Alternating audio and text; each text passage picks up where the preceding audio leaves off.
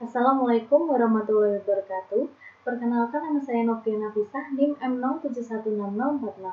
Di sini saya akan mempresentasikan hasil tugas akhir saya dengan judul Deteksi Dini Krisis Keuangan di Indonesia menggunakan metode Multi-Layer Perceptron Propagation Particle Swarm Optimization atau MLPPPSO. Berikut merupakan poin yang akan saya sampaikan. Yang pertama, pendahuluan, landasan teori, metodologi penelitian, hasil dan pembahasan, serta penutup. Indonesia merupakan negara yang menganut sistem perekonomian terbuka yang mana kondisi perekonomiannya dipengaruhi oleh kondisi perekonomian internasional. Apabila kondisi perekonomian internasional tidak stabil dan terjadi secara terus-menerus, maka akan memicu terjadinya krisis di Indonesia. Krisis di Indonesia terjadi pada dua periode, yakni 1997 yang diawali dengan jatuhnya nilai tukar Thailand terhadap dolar yang memicu timbulnya krisis di wilayah Asia yang merambat hingga wilayah Amerika Serikat, ditandai dengan jatuhnya industri Dow Jones sebesar 7,2%. Sedangkan krisis pada 2008 diawali dengan pinjaman subprime mortgage di Amerika Serikat dan jatuhnya Lehman Brothers yang mengakibatkan kondisi krisis hingga wilayah Asia. Di Indonesia ditandai dengan jatuhnya indeks harga saham gabungan di Bursa Efek Indonesia serta nilai tukar rupiah yang mencapai Rp10.000 per 1 US dollar. Menurut Radel dan Shah, terdapat 5 faktor penyebab krisis. Yang pertama yakni kebijakan ekonomi yang tidak konsisten, kepanikan di pasar uang, pecahnya gelembung finansial, ketiadaan aturan baku, dan moral hazard. Berbagai model krisis keuangan telah dikembangkan, yakni model parametrik, model sinyal, dan machine learning. Machine learning memiliki keunggulan dalam mengenali pola-pola sulit yang ditunjukkan oleh indikator ekonomi menjelang terjadinya krisis. Salah satu metode yang umum digunakan yakni Multi-Layer Perceptron Propagation. Namun, metode tersebut memiliki kelemahan yakni inisial bobot terjebak pada nilai minimum lokal. Kelemahan tersebut dapat diatasi menggunakan metode optimasi yakni Particle Swarm Optimization. Pada tahun 1998, Kaminsky et al. Mengusulkan adanya 15 indikator dini krisis keuangan yang dapat digunakan untuk membangun sistem deteksi dini krisis keuangan. Berdasarkan uraian permasalahan tersebut disusun dua rumusan masalah. Yang pertama yakni bagaimana mendeteksi krisis keuangan di Indonesia menggunakan metode Multi-Layer Perceptron Propagation Particle Swarm Optimization atau MLPPPSO. Yang kedua, bagaimana hasil prediksi dan evaluasi model MLPPPSO dalam mendeteksi krisis keuangan di Indonesia. Selanjutnya, tujuan penelitian. Yang pertama yakni deteksi dini krisis keuangan di Indonesia menggunakan MLPPPSO. Yang kedua, prediksi dan evaluasi MLPPPSO dalam mendeteksi krisis. Selanjutnya, manfaat penelitian dapat diperoleh bagi penulis dan pembaca, yakni menambah wawasan mengenai krisis dan sistem deteksi yang dapat diterapkan. Yang kedua, bagi pemerintah dapat menjadi pertimbangan dalam penentuan kebijakan guna memperkecil atau menghilangkan dampak krisis. Selanjutnya, ini tinjauan pustaka. Yang pertama, penelitian dari Sevin yang membangun sistem deteksi dini menggunakan metode Artificial Neural Network dan regresi logistik. Pada negara Turki menggunakan data 32 indikator ekonomi. Dan diperoleh hasil bahwa Artificial Neural Network memiliki hasil akurasi tertinggi yakni 93,8%. Selanjutnya, penelitian dari Segmen meneliti metode Multi-Layer Perceptron dengan satu hidden layer untuk mendeteksi krisis di Turki. Dan hasilnya, metode tersebut mampu mengidentifikasi sebagian besar periode krisis di Turki dengan baik. Selanjutnya, Choi meneliti kelemahan metode Multi-Layer Perceptron yakni terjebak pada nilai minimum lokal dan menghasilkan hasil bahwa metode Particle Swarm Optimization atau PSO dapat digunakan untuk mengatasi kelemahan tersebut. Penelitian dari Hasan membandingkan metode Particle Swarm Optimization dengan Genetic Algorithm. PSO memiliki tingkat efisiensi komputasi yang lebih tinggi dibandingkan GE pada tingkat efektivitas yang hampir sama. Yang terakhir, penelitian dari Bluestein yang meneliti tentang sistem deteksi dini menggunakan metode machine learning dan regresi logistik. Pada 17 negara pada tahun 1870 hingga 2016 dan diperoleh hasil bahwa metode machine learning memiliki hasil yang lebih baik dibandingkan metode regresi logistik. Selanjutnya, yakni landasan teori. Yang pertama, indikator krisis. Indikator krisis yang digunakan yakni 14 dari 15 indikator yang diusulkan oleh Kaminsky dalam pendeteksian krisis. Berikut merupakan indikator yang digunakan. Yang pertama adalah output real atau PDB real merupakan nilai PDB nominal dikurangi dengan tingkat inflasi. Yang kedua, IHSG, yakni indikator yang digunakan dalam pasar modal. Yang ketiga, cadangan devisa merupakan sejumlah dana valuta asing yang digunakan dalam kegiatan pembiayaan. Yang keempat, rasio M2 terhadap cadangan devisa yang menentukan kekuatan negara dalam menahan substitusi mata uang asing. Yang kelima, selisih BI rate atau suku bunga acuan Bank Indonesia dengan Fed rate atau suku bunga acuan Bank Sentral Amerika Serikat. Yang keenam adalah M1 atau uang dalam arti sempit, yakni uang kartal dan uang viral yang beredar di masyarakat. Selanjutnya yakni simpanan bank. Simpanan bank digunakan sebagai proksi likuiditas dan indikator kerapuhan sektor perbankan. Yang ke-8, M2 multiplier merupakan angka yang menunjukkan perbandingan antara M2 dengan uang primer yang berada di bank sentral. Yang ke-9, suku bunga simpanan real merupakan suku bunga simpanan nominal dikurangi dengan tingkat inflasi. Dan yang ke-10 merupakan rasio tingkat bunga pinjaman dan simpanan. Bunga pinjaman merupakan bunga yang dibayarkan oleh nasabah terhadap pihak bank, sebaliknya bunga simpanan merupakan bunga yang dibayarkan oleh pihak bank terhadap nasabah. Yang ke-11 adalah nilai tukar real yang digunakan sebagai ukuran dari perbandingan harga-harga relatif dua negara. Yang ke-12 yakni ekspor adalah kegiatan mengeluarkan barang keluar wilayah KPR. Yang ke-13 impor adalah kegiatan memasukkan barang dari luar wilayah KPR. Yang ke-14 nilai tukar perdagangan merupakan ukuran yang digunakan dalam kegiatan perdagangan internasional. Selanjutnya, yakni pendekatan krisis keuangan. Menurut Shevin, terdapat dua cara yang dapat digunakan untuk mengidentifikasi krisis.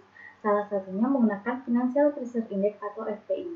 Nilai FPI diperoleh dari perhitungan tiga indikator, yakni suku bunga, cadangan devisa, dan nilai tukar nominal. Setelah diperoleh nilai FPI, nilai tersebut dibandingkan dengan nilai threshold yang memiliki nilai alfa berbeda-beda tergantung dengan karakteristik perekonomian suatu negara. Kemudian nilai FPI dibandingkan dengan nilai threshold. Jika FPI lebih besar dari threshold, maka kondisi akan bernilai 1 atau krisis. Sebaliknya, jika FPI lebih kecil dari threshold, maka kondisi akan bernilai 0 atau tidak krisis. Setelah diketahui kondisi, maka variabel perfect sinyal dapat ditentukan. Variabel perfect sinyal akan memberikan sinyal krisis atau bernilai 1 selama 12 bulan berturut-turut sebelum terjadinya krisis. Selanjutnya yakni Synthetic Minority Oversampling Technique atau SMOT. Metode SMOT digunakan untuk menyeimbangkan kelas mayoritas dengan kelas minoritas dengan cara membuat sampel sintetis dengan konsep K-nearest neighbor. Berikut merupakan langkah-langkah metode SMOT. Yang pertama, menghitung selisih observasi dengan K tetangga terdekat. Yang kedua, mengalihkan selisih tersebut dengan bilangan acak 0 sampai 1. Yang ketiga, menjumlahkan hasil pada poin 1 dengan poin 2 hingga diperoleh observasi baru. Yang keempat, yakni normalisasi Z-score digunakan untuk mengurangi dominasi variabel dengan skala besar terhadap variabel dengan skala kecil.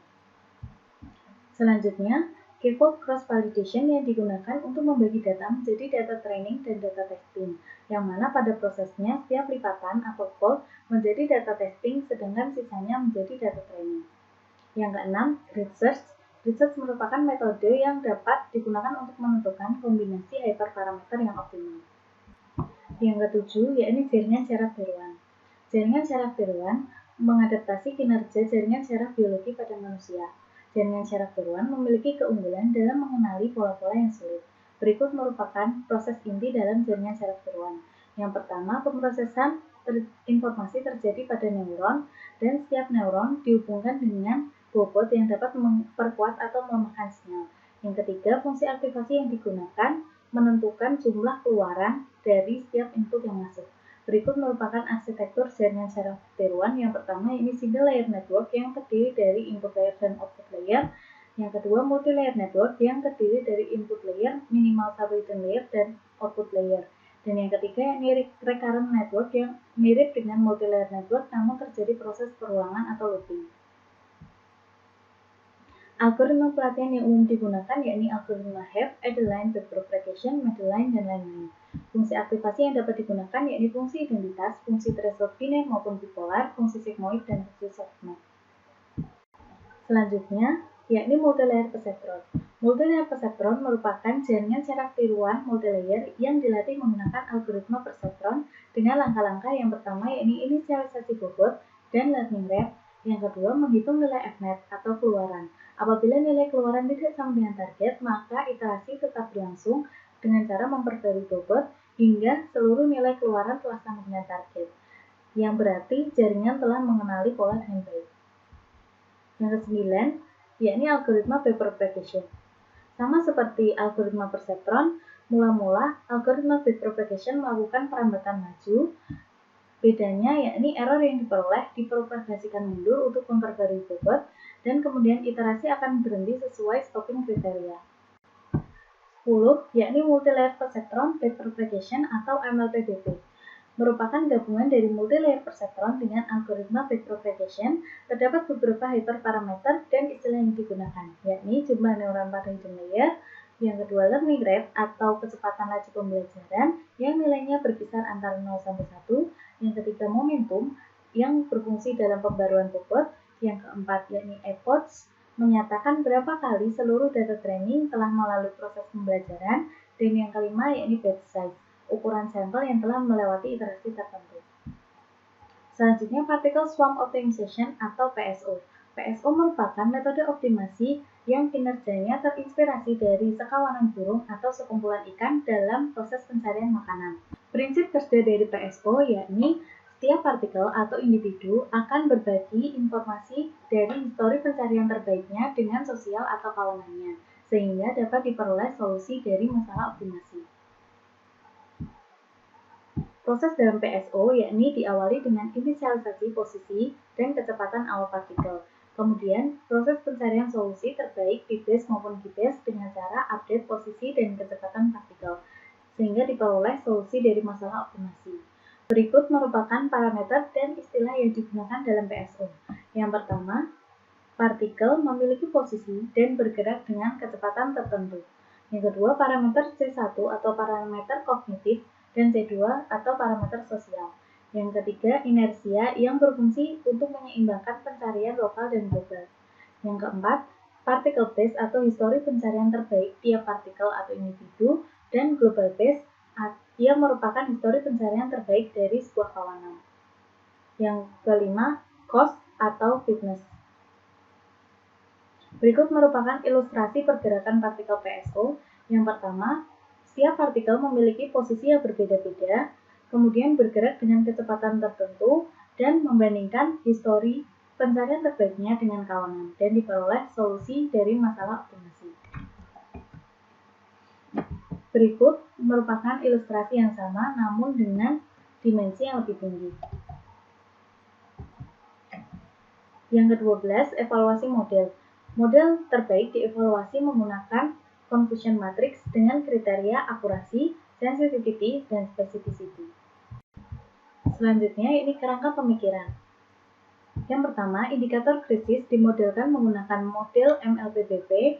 Kemudian, untuk menangani kelemahan model MLPBP digunakan metode optimasi PSO. Kemudian, kedua metode tersebut digabungkan dan menghasilkan model MLPBP-PSO yang digunakan untuk mendeteksi krisis. Kemudian, model dievaluasi. Dan yang terakhir yakni prediksi krisis keuangan. Metodologi penelitian. Yang pertama, mengumpulkan dan menentukan variabel yang digunakan.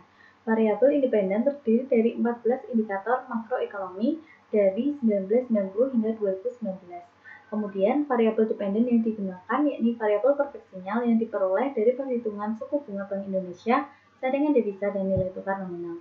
Yang kedua, melakukan preprocessing data dengan langkah-langkah. Yang pertama, membentuk sampel sintetis menggunakan metode SMOD.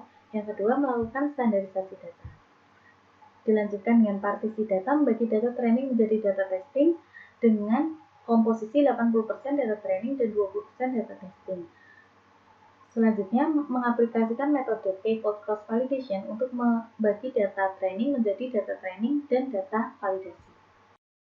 Yang ketiga, yakni membangun model multilayer perceptron backpropagation atau MLPBP pada data training dan melakukan tanning hyperparameter menggunakan metode grid search, yakni jumlah neuron pada hidden layer, jumlah epoch, learning rate, dan momentum. Yang keempat, membangun model gabungan multilayer perceptron backpropagation dengan particle swarm optimization pada data training menggunakan nilai bobot optimal yang diperoleh dari metode PSO berupa posisi terbaik dari partikel. Yang kelima, membandingkan model MLP-BPPSO dengan MLPBP berdasarkan kriteria kebaikan model. Yang keenam, mengevaluasi model MLP-BPPSO atau model terbaik pada data testing berdasarkan kriteria kebaikan model, akurasi, sensitivity, dan specificity. Yang Yang ketujuh, memprediksi krisis keuangan di Indonesia menggunakan model MLP-BP PSO berdasarkan hasil perfeksinya. Selanjutnya ini hasil dan pembahasan. Yang pertama, indikator krisis. Indikator krisis yang digunakan yakni yang pertama, impor, ekspor, cadangan devisa, IHSG, rasio tingkat bunga pinjaman dan simpanan, suku bunga simpanan real, selisih BI rate dan bit rate, simpanan bank, nilai tukar real, M1, rasio M2 terhadap cadangan devisa, M2 multiplier, nilai tukar perdagangan, dan output real. Selanjutnya, variabel perfect signal. Setelah memperoleh nilai FPI, kemudian dibandingkan dengan threshold dan ditentukan kondisi krisis sehingga diperoleh nilai variabel perfect signal. Berikut merupakan grafik perbandingan FPI dengan nilai threshold. Dapat dilihat bahwa dari 4 threshold dengan nilai alfa masing-masing yakni 1,5 sigma, 2 sigma, 2,5 sigma, dan 3 sigma, periode krisis 1997 dan 2008 dapat dideteksi dengan baik.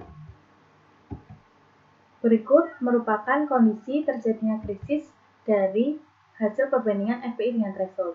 Dan dipilih threshold dengan nilai alfa sama dengan 2 karena paling sesuai dengan kondisi perekonomian di Indonesia. Yang ketiga, ini preprocessing data.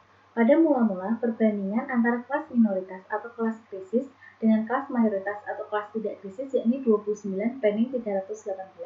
Setelah menggunakan metode SMOD, dengan jumlah tetangga terdekatnya ini 2, dihasilkan 203 sampel sintetis untuk kelas minoritas atau kelas krisis. Selanjutnya, variabel-variabel tersebut distandarisasi menggunakan normalisasi Z-score yang bertujuan mengubah nilai rata-ratanya menjadi 0 dan variansinya 1. Data selanjutnya dipartisi menjadi 80% data training dan 20% data testing. Data training kemudian dipartisi menggunakan five-fold cross validation untuk membagi data menjadi data training dan data validasi. Selanjutnya, model multilayer perseptron backpropagation. Penentuan nilai hyperparameter optimal ditentukan menggunakan metode grid search dan diperoleh hasil sebagai berikut.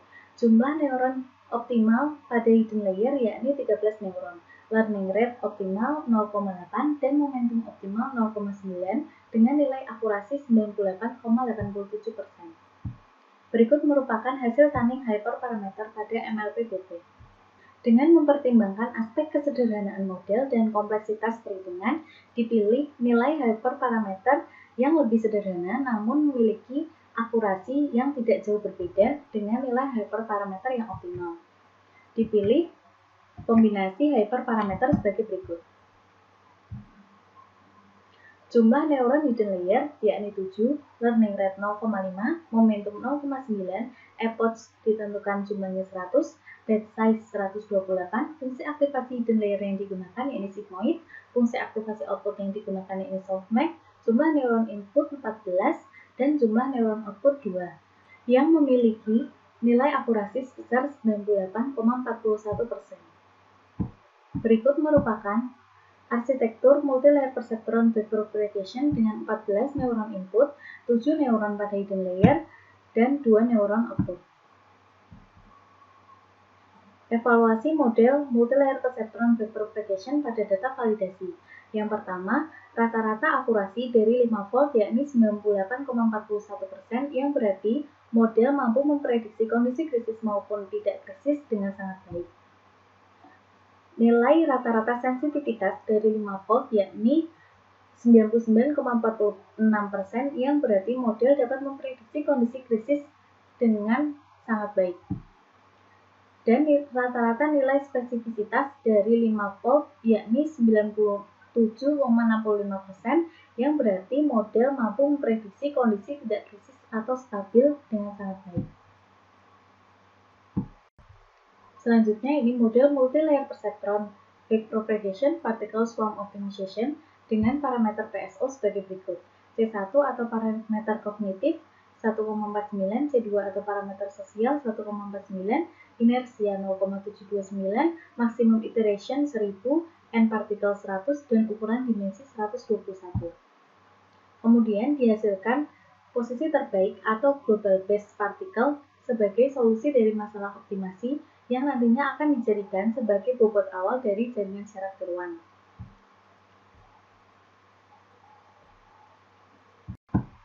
Solusi terbaik atau global best memiliki nilai fitness tertinggi dan nilai cost yang paling minimum. Cost yang paling minimum yakni bernilai 6,645 kali 10 pangkat 6. Berikut merupakan grafik dari cost history. Evaluasi model MLP BPPSO pada data validasi. Yang pertama, rata-rata akurasi dari 5 volt yakni 99,32%, yang berarti model MLP BPPSO mampu memprediksi kondisi krisis maupun tidak krisis dengan sangat baik. Rata-rata nilai sensitivitas dari 5 volt yakni 99,22%, yang berarti model mampu memprediksi kondisi krisis keuangan di Indonesia dengan sangat baik. Yang ketiga, rata-rata nilai spesifisitas yakni 99,46%, yang berarti model MLP BPPSO mampu memprediksi kondisi tidak krisis dengan sangat baik. Berikut merupakan perbandingan evaluasi model MLP BPPSO dengan MLP BP berdasarkan kriteria kebaikan model. Selanjutnya, evaluasi model terbaik yakni MLP BPPSO pada data testing menghasilkan nilai akurasi 99,08%, spesifisitas 100%, dan sensitivitas 98,41%. Selanjutnya, yakni prediksi krisis keuangan. Menggunakan model MLP BPPSO diprediksi hasil sebagai berikut. Pada Januari 2019, nilai variabel perfeksinya yakni 1, sedangkan pada bulan Februari hingga Juni 2019, nilai variabel perfeksinya yakni 0.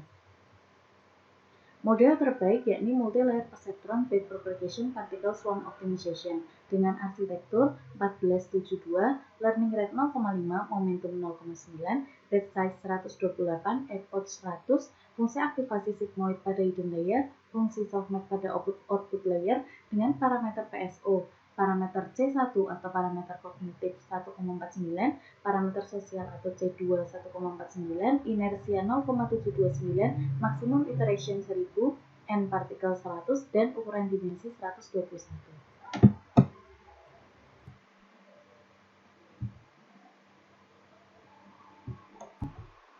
Saran bagi penelitian selanjutnya yakni menambah indikator yang dapat digunakan seperti kredit domestik, hutang luar negeri maupun indikator lain, atau merubah kombinasi indikator yang telah digunakan. Selanjutnya, menambah atau memperluas area pencarian hyperparameter optimal, dan yang terakhir menggunakan metode grid search untuk menentukan nilai parameter dari particle swarm optimization.